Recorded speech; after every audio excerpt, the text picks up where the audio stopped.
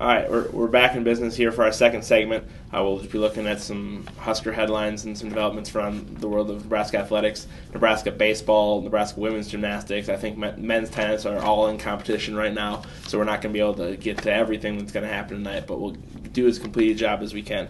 We'll start with the Nebraska softball team, who had a big day today on the road at the Hildenbrand Invitational in Tucson, Arizona.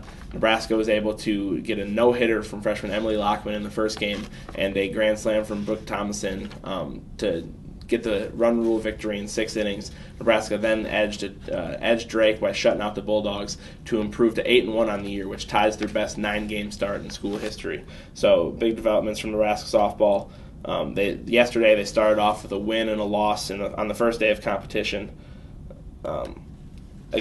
Starting off, they played Southern Utah, and they started with 5 runs in the first inning on the way to a 7-0 win. So Nebraska was able to get the bats going right away, get some offensive production, and then in the second game they took on number 16 Arizona on the road, and they were unable to get anything going on the offense, but fell 1-0 to the Wildcats. Last year they were able to beat Arizona, but this year they weren't as lucky playing on the road, playing in their home state, or playing against Arizona. So it didn't go like Nebraska had thought, but they were able to turn things around today.